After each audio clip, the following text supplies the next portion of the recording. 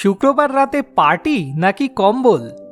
যারা বাড়িতে থাকতে ভালোবাসে তাদের আসল সাইকোলজি আজ আমরা এই ভিডিওতে জানব। কেননা আমাদের সবার ফ্রেন্ড সার্কেলে এমন একজন বন্ধু থাকেই যে সব প্ল্যান লাস্ট মোমেন্টে ক্যান্সেল করে দেয়, অথবা হ্যাঁ আসছি বলার পর মনে মনে প্রার্থনা করে যেন কোনোভাবে প্ল্যানটা ভেস্তে যায়। সমাজ হয়তো এদের অসামাজিক বা বোরিং ভাবে, কিন্তু সাইকোলজি বলছে এরা আসলে এক ধরনের জিনিয়াস। আচ্ছা, প্রথমে একটা খুব বেসিক কনসেপ্ট ক্লিয়ার করা যাক। সব মানুষের সোশ্যাল ব্যাটারি একরকম হয় না। এক্সট্রোভার্ট আর ইন্ট্রোভার্টদের চার্জিং পয়েন্টটা সম্পূর্ণ আলাদা। এক্সট্রোভার্টরা যখন অনেক মানুষের মাঝে থাকে, জোরে গান বাজে, হই হুল্লোড় হয়, তখন তারা এনার্জি পায়। কিন্তু ইন্ট্রোভার্ট অর্থাৎ যারা বাড়িতে থাকতে পছন্দ করে, তাদের মেকানিজম পুরো উল্টো। প্রতিটা সোশ্যাল ইন্টারাকশন, এমনকি সেটা বন্ধুদের সাথে আড্ডা হলেও, সেটা ধীরে ধীরে তাদের ব্যাটারি ড্রেন করে দেয়। এই মানুষগুলোর জন্য তাদের বাড়ি বা নিজের ঘরটাই হলো একমাত্র ফাস্ট চার্জার। বাইরের জগৎটা তাদের কাছে ফোনের ব্যাকগ্রাউন্ডে চলা হাজারটা অ্যাপের মতো, যা শুধু ব্যাটারি খেয়ে নিচ্ছে। তাই যারা শুক্রবার রাতে কোনো ক্লাবে না গিয়ে নিজের বিছানায় শুয়ে নেটফ্লিক্স দেখে, তারা আসলে অলস না, এটা আসলে তাদের সিস্টেম রিচার্জ করার উপায়। সাইকোলজিতে এর একটা নাম আছে, অপটিমাল অ্যারাউজাল থিওরি। সবার নার্ভাস সিস্টেম আলাদা। কিছু মানুষের মস্তিষ্ক স্বাভাবিক থাকার জন্য প্রচুর স্টিমুলেশন বা উদ্দীপনার দরকার হয়।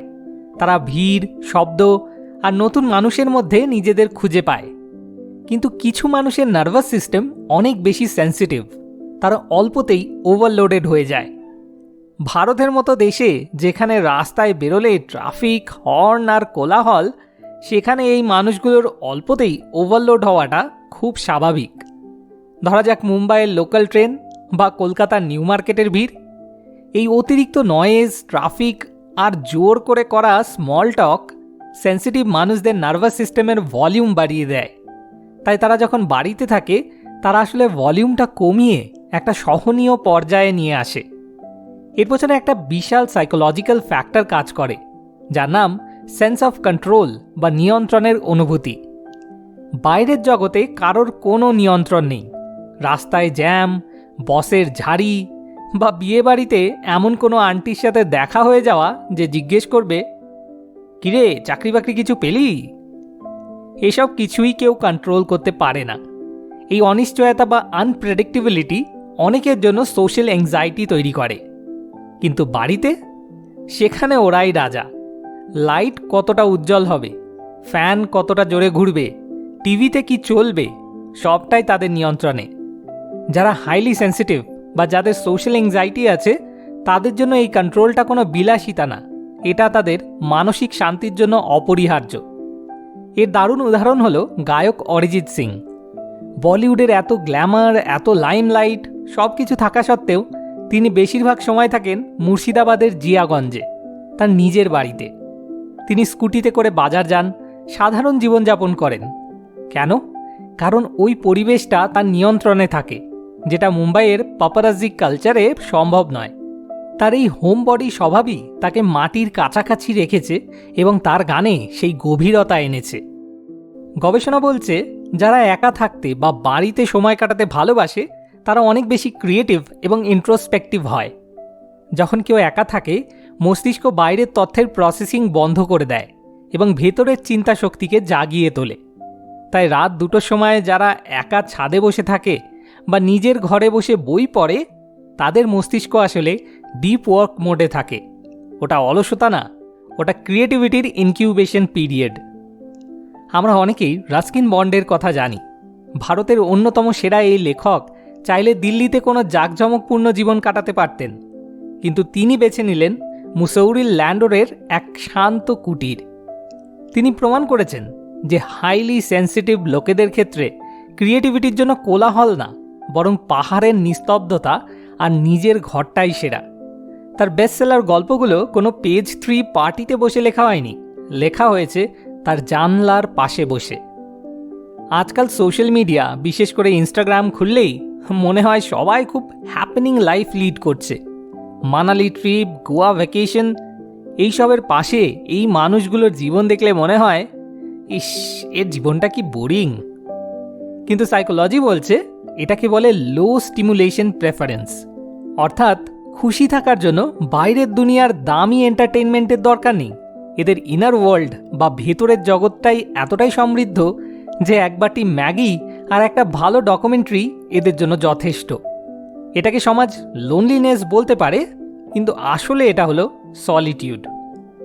তবে হ্যাঁ, মুদ্রার উল্টো পিঠটাও কিন্তু দেখা দরকার।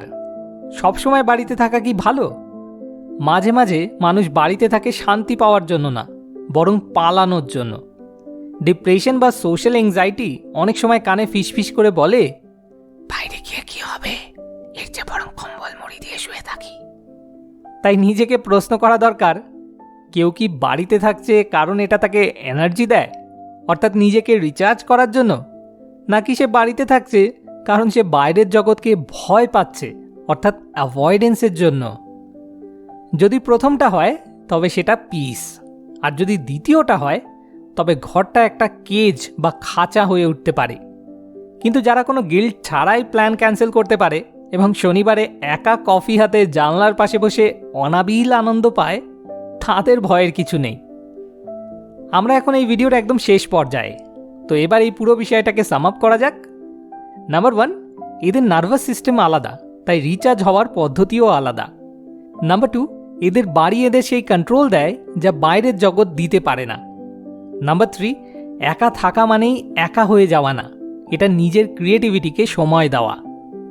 যারা বাড়িতে থাকতে ভালোবাসে তারা আসলে জীবন থেকে পালিয়ে যাচ্ছে না, বরং তারা জীবনের ছোট ছোট মুহূর্তগুলোকে, যেমন বিকেলে রোদটা কিভাবে কার্পেটে পড়ছে বা কফির ধোঁয়াটা কেমন পেঁচিয়ে উঠছে, সেগুলোকে এত গভীরভাবে অনুভব করে যা অন্যরা র্যাট রেসের মধ্যে মিস করে যায়। তাই অন্যরা হয়তো ভাবছে এই মানুষগুলো বাইরের জগৎকে মিস করছে, কিন্তু আসল সত্যিটা হলো এই বাইরের জগৎটাই তাদের মিস করছে, কারণ এমন গভীর চিন্তাশীল মানুষ এখনকার দিনে বিরল।